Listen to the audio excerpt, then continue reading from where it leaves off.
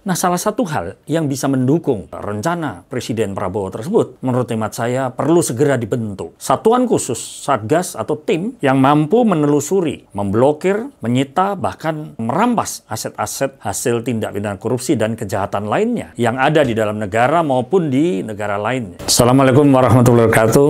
Salam jumpa kembali dengan FW Legal Voice. Saya Asosiat Profesor Dr. Firman Wijaya SHMH, Ketua Umum Masyarakat Hukum Pidana dan Kriminologi Mahupiki, dan Ketua Umum Persatuan Advokat Indonesia, Pradin. Pada kesempatan yang penting dalam momentum beberapa waktu ini, tampaknya Presiden Prabowo Subianto sedang mencanangkan berbagai bentuk terobosan-terobosan hukum yang sifatnya korporatif. Tujuannya adalah untuk mengumpulkan semua aset-aset negara dengan tujuan mengoptimalkan demi kesejahteraan rakyat. Nah, salah satu hal yang bisa mendukung rencana Presiden Prabowo tersebut, menurut hemat saya, perlu segera dibentuk satuan khusus, satgas atau tim yang mampu menelusuri, memblokir, menyita, bahkan merampas aset-aset hasil tindak pidana korupsi dan kejahatan lainnya yang ada di dalam negara maupun di negara lainnya. Salah satu yang menarik menjadi perhatian kita, bagaimana Presiden sebenarnya bisa mengoptimalkan peran Jaksa Agung Republik Indonesia sebagai pengacara negara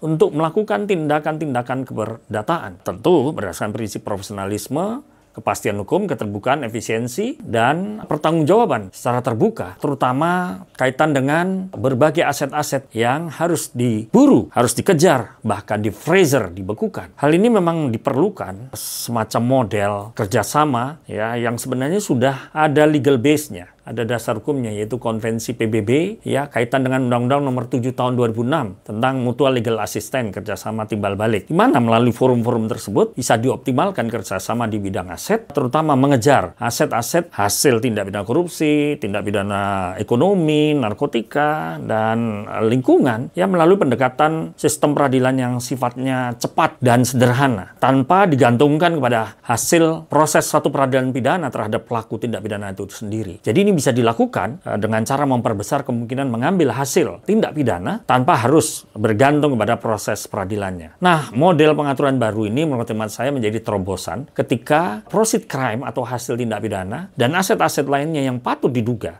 digunakan sebagai instrumen untuk melakukan tindak pidana bisa dioptimalkan, bisa dikejar, dibekukan untuk kepentingan kesejahteraan masyarakat dan negara yang saat ini sangat membutuhkan biaya yang besar. Nah, kerjasama internasional, pemerintah Indonesia dapat melakukan semacam mutual legal assistance, kerjasama timbal balik, baik itu sifatnya regional maupun multilateral, baik dengan prinsip resiprositas, prinsip saling menguntungkan, di mana bisa saja dibangun semacam sistem informasi aset untuk memastikan aset-aset ini keberadaannya dengan basis elektronik, misalnya jenis aset tindak pidananya, nilai asetnya, kemudian status asetnya, dan profil kasusnya, termasuk instrumen-instrumen pemblokiran, lokasi di mana disimpan, kemudian nantinya bagaimana aset-aset itu bisa dikolek dan dikontrol keberadaannya oleh pemerintah. Karena itu sebenarnya tindakan-tindakan ini bisa dilakukan termasuk Presiden mengoptimalkan fungsi penegakan hukum yang bisa memberikan laporan berkala 6 bulan kepada Presiden secara periodik tentang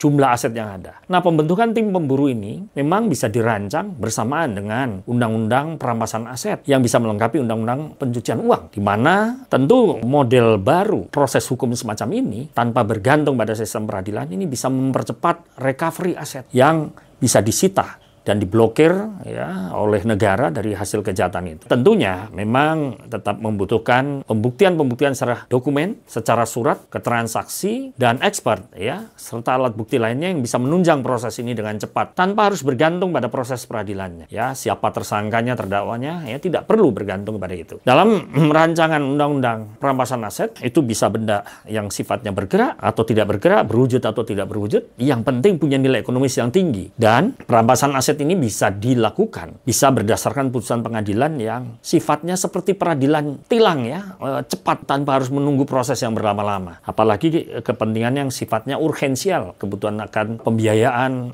program-program pemerintah, program-program negara. Penelusuran aset itu juga bisa disertakan dengan cepat, termasuk penghentian transaksinya, pembekuan transaksinya, dan rangkaian-rangkaian tindakan yang bisa membuat ruang gerak aset-aset tersebut bisa dibatasi. Ini sangat penting dan bermanfaat buat pemerintahan Pak Prabowo pada masa-masa sekarang ini. Ketika negara dan pemerintah membutuhkan liquid aset atau aset yang cepat ya bisa digunakan untuk kesejahteraan masyarakat. Oleh karena itu, berdasarkan pemikiran-pemikiran tersebut dan didorong dengan instrumen Undang-Undang TPPU dan Undang-Undang Perampasan Aset yang bisa disegerakan prosesnya, pemerintahan Presiden Prabowo bisa membentuk tim pemburu aset. Aset gelap, aset yang tidak jelas kepemilikannya, termasuk aset hasil kejahatan tidak pidana, apapun jenisnya, bisa dirampas dan dipergunakan oleh pemerintah dan negara secepat-cepatnya untuk kemakmuran rakyat. Semoga bermanfaat. Salam FW Legal Voice. Sampai jumpa. Assalamualaikum warahmatullahi wabarakatuh.